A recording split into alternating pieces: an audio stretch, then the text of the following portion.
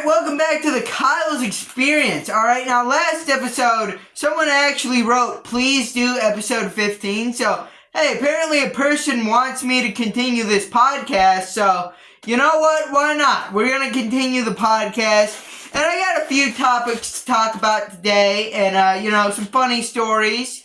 I went back to school this week after the snowstorm. So, we got a lot to get through. First up, I kind of wanted to talk about iDubbbz. Alright, now, iDubbbz is one of those few topics on the internet that really actually gets, some level of rage built up in me. I don't know exactly why, but I'll kind of, try to figure it out as we go through this segment. But let me give you a bit of backstory on, who iDubbbz is. Basically, he made this super cool series called Content Cop, and he also made these other series that were really cool. Got him a lot of popularity, got him 7 million subs, and then a switch flipped in his brain after the whole demonetization wave came in, and he also got married to a woman who's really stupid and really obnoxious, and that seemed to kind of flip some kind of switch in his brain. He started just he started basically disavowing his old content and saying that if you liked it, you need to do self-reflection. He also ran 3 charity events, or tried to run 3 charity events. The first one was a success. The second one was a failure. Then he tried to do another event after the last one clearly failed. And nowadays, he ran away to Canada and now lives in a basement with his stupid wife that is stupid. But let's get to the kind of controversy today that everyone's talking about around iDubbbz. He recently called out Moist Critical, which, Moist Critical, I don't hate him, but I'm also not a super fan of him. I think he's had some good videos, he's had some funny bits, but I'm not a super fan. I think he's overall a decent guy. I don't have any hatred. I like him a little bit. Not a total stan, but anyways, iDubbbz tried calling him out by saying he was a kind of gateway to the alt-right, that he was leading people down the alt-right pipeline. Now, the reason for him saying this is that Charlie is not specifically... Charlie is Moist Critical, by the way, aka Penguin Zero. Basically, that guy has not officially came out and explicitly said that if you share different politics than him, you're not allowed to watch his content. Which is the stupidest thing I've ever heard. Firstly, that's not leading people down the alt-right pipeline. That's just having people that are already down the alt-right pipeline in your audience. That's not leading them down. How stupid are you? And secondly, Moist Critical is actually a very bad example of this, considering that he has made several videos criticizing the Trump administration.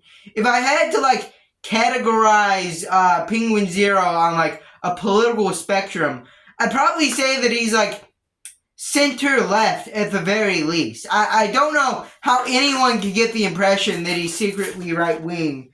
And after he went on a podcast saying this, for absolutely no reason, he went on his live stream that has 120 viewers. Half of them are there just to clip his show, post it on Twitter, and get a bunch of engagement. So he goes on his live stream and he says, and he basically stays with that same take. And I think that's really what makes me hate him so much. It's because he has such a huge ego, yet he also hates himself so much. He obviously hates himself for being edgy in the past, creating Content Cop. He obviously hates himself for doing that, but also in the current day, he will not allow himself to admit that he was wrong on any current issues. You saw this with him in the 90 Day Fiancé situation, where basically he reacted to a 90 Day Fiancé clip, and he criticized a Muslim guy for coming to America and kind of having whiplash between cultures, which is a totally, like, rational thing to do. Like, yeah, if anyone came from a foreign country into the U.S.,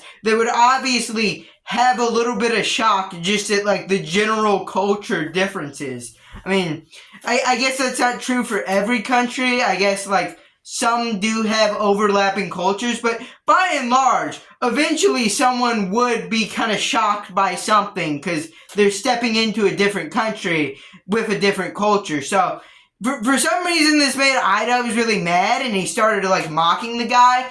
And then when the guy, like, called him out, he, like, doubled, tripled, fourfold down on this stupid position.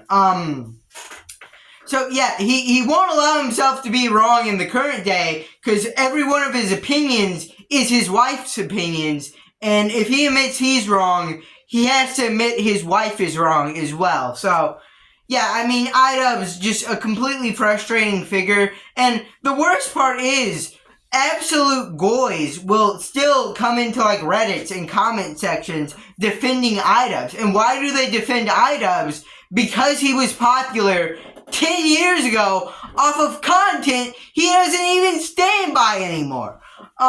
So yeah, iDubbbz just a complete failure of a person. His charity event was a money laundering scheme. His friends are all terrible. His wife's terrible. He's a terrible person. And, don't let me saying his wife's a terrible person make you think, oh, the wife's manipulating him. No. If he's getting abused by Anissa, which is his wife, good. He deserves to be abused, honestly. Because, he's a terrible, awful person. And I think he deserves it. I think he deserves it when bad things happen to him. But, I also wanted to, kind of balance it out, not go too far in either direction. Because, I'm not a leftist, I'm not a rightist, okay? I'm a doomer, alright? I think both of them are stupid. I think both of them are basically the same, alright? So I wanted to take this time to kind of make fun of a right-wing influencer, that being Sneako. Now, recently, Sneako went on stream, and he had pork. Now, you may be saying, what's so wrong about that? Everyone eats pork. Is he, like, vegan? No. He's something else. He's Muslim. Alright? They're not supposed to eat pork. So, basically, he ordered baby back ribs, and he got on stream. He was eating the baby back ribs, and then his chat started telling him, hey bro, that's pork. You're not supposed to have pork, because you're Muslim.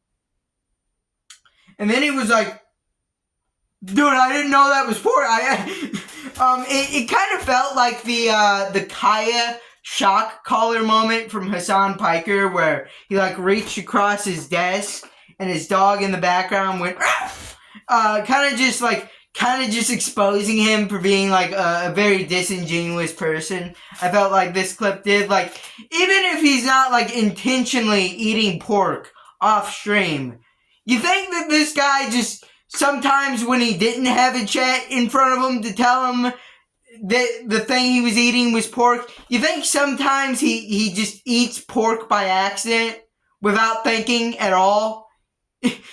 I mean, just again, another real blow to Sneako's credibility, which, Sneako is, like, a whole, like, can of worms in his own right. He started off as a YouTuber. He was making these very artistic videos. He actually got around the community a lot, started collabing with a lot of people.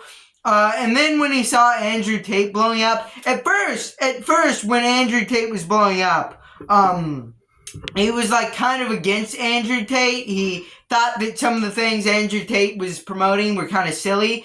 But then as he continued to blow up, Sneako saw the money, so he basically just hopped on the whole alpha male type grift. Of saying, hey, you need to invest in, like, stock market, and you need to, like, go to the gym and work out, and you need to, like, what do they promote?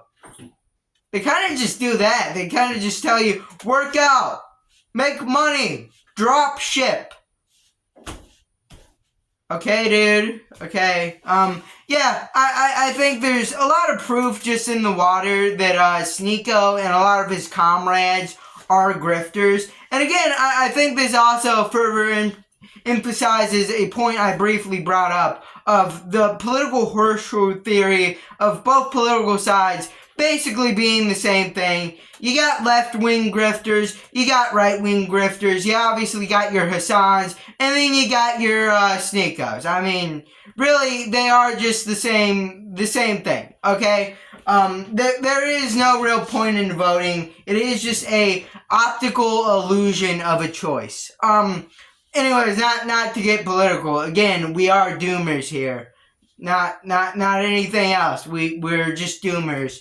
But anyways, I kind of wanted to get into kind of the personal stories over the last week I've collected. So, as I mentioned at the top of the episode, I'm going to school again after the snow break. This was actually the first Monday I was in school because I missed one Monday earlier, and I had a Monday off for Martin Luther King Day.